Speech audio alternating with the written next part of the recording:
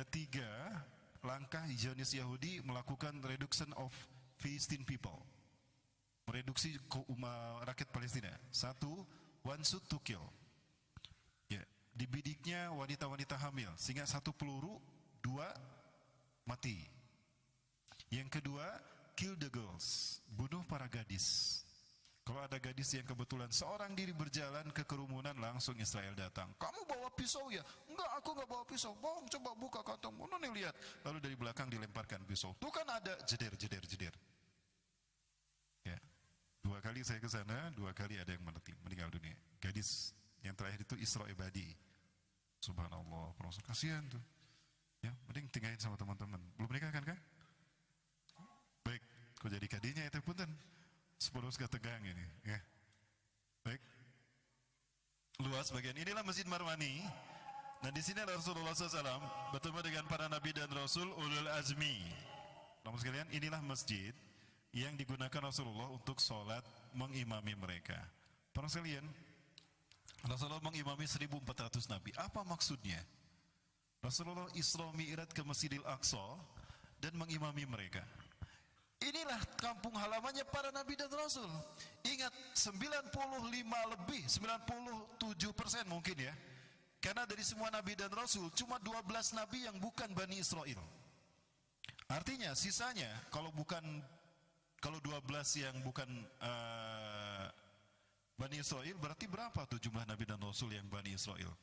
Berarti 98%. Nabi dan rasul itu adalah dari Bani Israel. Jadi kampung halaman mereka ya di sini. Jadi Rasulullah hadir ke kampung halamannya para nabi dan rasul, memimpin para nabi dan rasul menjadi imam salat. Artinya reputasi perjuangan para nabi dan rasul itu dipertaruhkan oleh Rasulullah SAW. Tapi perjuangannya belum selesai. Rasulullah sudah wafat.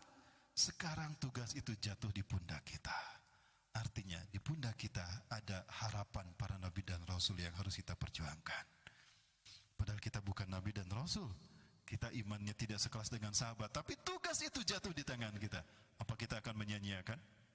Tidak, para sekalian, kita yang dipilih Allah untuk melanjutkan perjuangan para nabi dan rasul, bahkan menggenapkan kesempurnaan dakwah dan jihadnya Rasulullah SAW. Berarti jihad kita kali ini, dakwah kita, tugas kita luar biasa pahalanya. Sehingga para nabi dan rasul ingin hidup di zaman kita. Cuma 1 nabi yang Allah kabulkan. Siapa? Nabi Isa alaihissalam. Saking mulianya umat yang hidup di akhir zaman.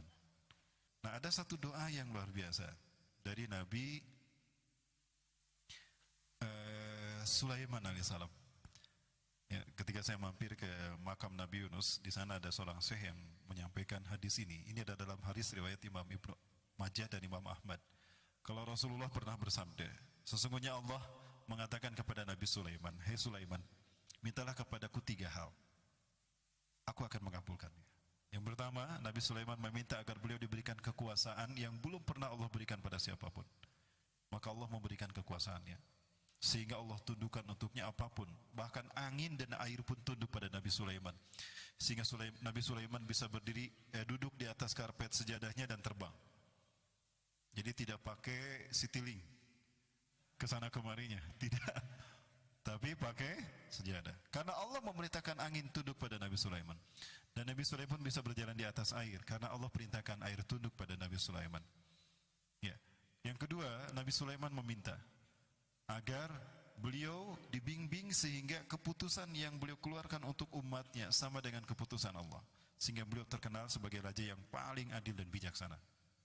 Dan yang ketiga, Nabi Sulaiman berdoa, "Ya Allah, la tada' ala ahadin alladhi yazuru masjid hada wa la yusalli fihi rak'atain illa an tahutu anhu hudunubah kulluha jami'an qabla an yakhruja min hadzal masjid." Ya Allah, jangan kau biarkan seorang pun berkunjung ke masjidku ini walaupun dia hanya 2 rakaat salat di dalamnya, melainkan kau hapuskan dosa-dosanya, bersihkan dia seperti baru dilahirkan oleh ibunya sebelum kaki terakhir dia angkat keluar dari masjidku.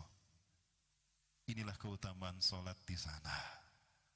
Maka Rasulullah menegaskan kepada kita, la tushaddu rihal illa ila thalathatil masajid. Jangan kamu berziarah dengan niatan ibadah kecuali pada 3 masjid ini. Jadi umroh itu bukan plus Turki, bukan plus Mesir. bukan plus Hong Kong. Mana jauhnya di Mekah Madinah ke Hong Kong.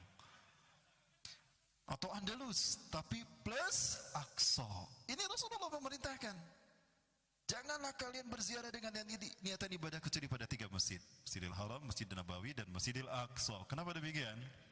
3 masjid inilah yang kalau kita fahami sejarahnya, kita akan mengetahui peta peradaban sejarah manusia. Ya, maka ketika kita mendatangi 3 masjid ini, sejarah manusia sudah kita injak lalui semuanya. Kita lalui semuanya. Dimulai dari Masjidil Haram, berakhir di Masjidil Aqsa. Masjidil Haram titik tolak kebangkitan tauhid di zaman Nabi Ibrahim. Masjid Nabawi titik tolak dakwah tauhid di zaman Nabi Muhammad. Sampai Rasulullah berdoa, "Ya Allah, dulu Engkau perintahkan dakwah ilallah, dakwah tauhid ini kepada Ibrahim bapakku, dan Kau berikan Mekah sebagai titik tolaknya. Hari ini tugas ini Kau berikan padaku. Berikan aku Madinah. Berkahi sok Madinah ini, berkahi satu jengkal Madinah ini, setiap jengkal Madinah ini. Sebagaimana Kau berkahi Mekah untuk Ibrahim." Dan Allah mengabulkannya. Maka dari Madinah Rasulullah SAW menambahkan Islam, bahkan Islam sampai ke Geger Kalong. Oh, kan dari Rasulullah, dari Madinah. Ya, 1400 tahun berikutnya kita ada dalam kemusyrikan hari ini. Sistem Dajjal terjadi, maka harus ada dakwah tauhid ditegakkan kembali. Siapa yang Allah pilih? 3. Ahlu Syam, ya, Madinah, Al-Aqsa dan Suriah, Ashabur Yatisud, dan yang ketiga Taifah Mansurah. Mudah-mudahan Taifah Mansurah itu kita Indonesia. Amin. Baik para sekalian. Ya, ini adalah masjid di mana Rasulullah SAW menaiki batu Mi'raj. Batu Mi'raj ini sekarang sudah dibentengi dengan masjid ini. Ya, atas perintah Umar bin Khattab ketika menjadi khalifah. Beliau memerintahkan dibangun masjid, lalu disempurnakan oleh Khalifah Marwan bin Abdul Malik, sehingga masjid ini disebut Masjid Marwani juga. Bukan Masjid Marwani, Masjid Dome of the Rock. Disebut Dome of the Rock karena di dalamnya ada batu yang digunakan Rasulullah naik, itu Mi'raj. Disebut juga Kubatu Sahra karena berkubah kuning, ini emas para Allah. Luar biasa, sesulit apapun rakyat Palestina, itu emas gak dicokelin tuh. Nah, kebayang kalau ini berdiri di tengah-tengah Kota Bandung, beak meren emas nanya di Carokelan, Suzon. Nah, ini batu yang dinaiki Rasulullah. Kurang lebih hampir setengah dari ruangan ini ya.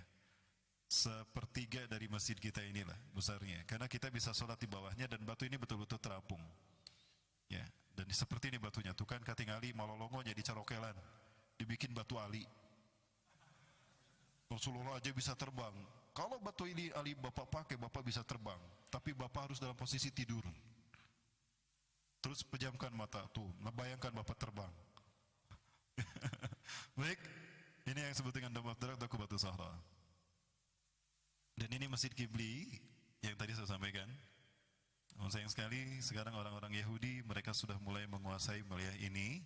Karena mereka ingin segera menggantinya dengan sinagogi Yahudi. Bapak Ibu sekalian, ini tugas kita untuk merebutnya kembali. Siap untuk merebutnya kembali dari mereka? Harus, siap kita harus berambol. Ya. Di mana orang-orang Yahudi, mereka sudah memasuki Masjidil Aqsa ini. Mereka lenggang kangkung dengan seenaknya di kiblat kita yang pertama ini.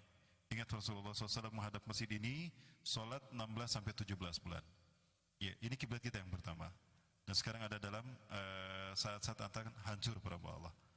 Nah, kalau ini hancur, malu kita, sementara kita masih hidup. Kita tidak bisa menjaganya. Nah, kemudian Rasulullah naik melakukan Mi'raj tadi dari batu Dome of the Rock. Ya, melewati 7 lapis langit. Di langit pertama beliau bertemu dengan Nabi Adam AS. Dan terlihat Nabi Adam ini tingginya luar biasa. Sampai Rasulullah melihatnya begini. Assalamualaikum Abi. Waalaikumsalam Muhammad. 27 meter, Arba'una Zira. Tingginya 27 meter. Ya.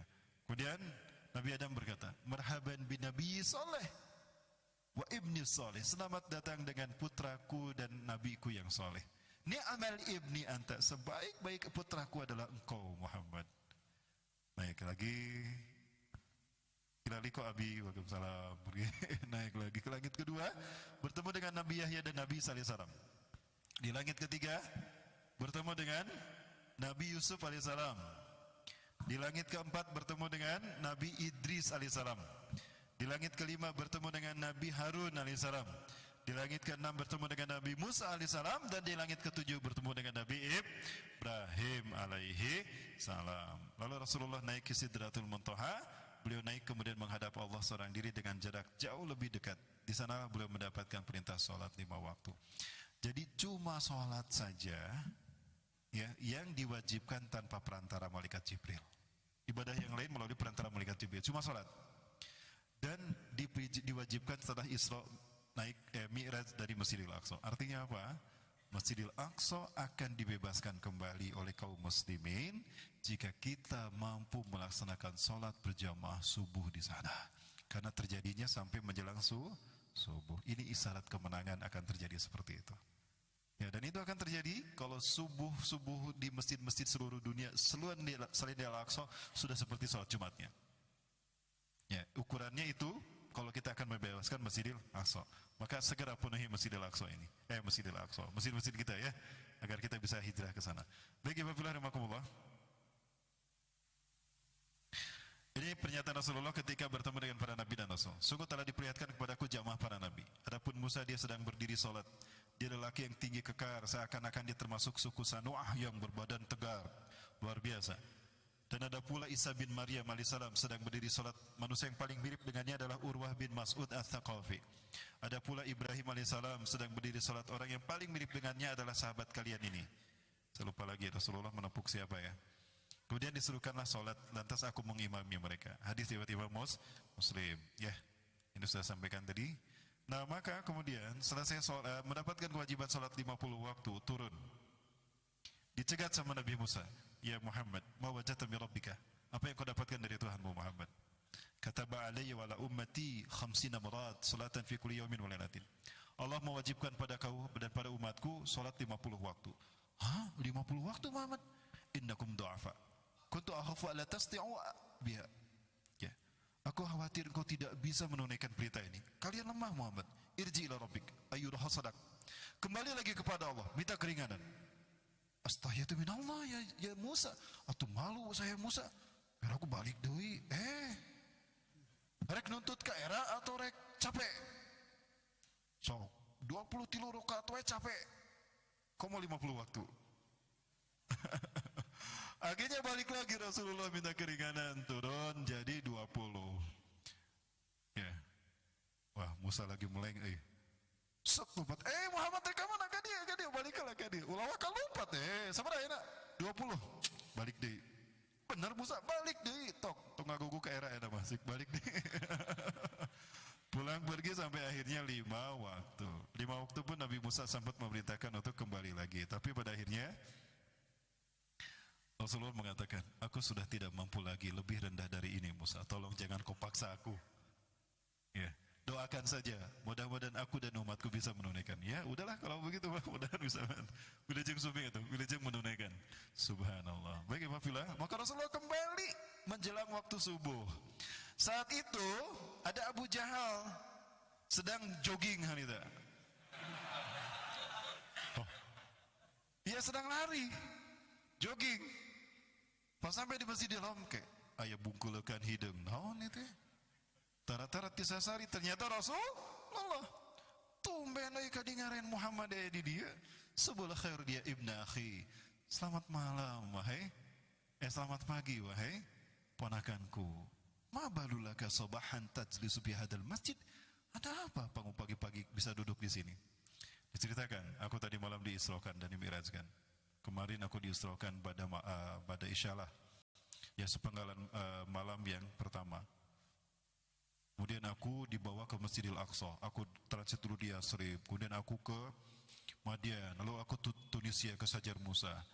Kemudian aku ke Tunisia, tempat di mana Nabi Musa mendapatkan wahyu. Lalu ke Bethlehem. Lalu ke Masjidil Aqsa. Kemudian aku naik ke langit bersama Jibril. Lalu aku menghadap Tuhanku, lalu Tuhanku memerintahkanku sholat 50 waktu. Yang aku lakukan 5 waktu.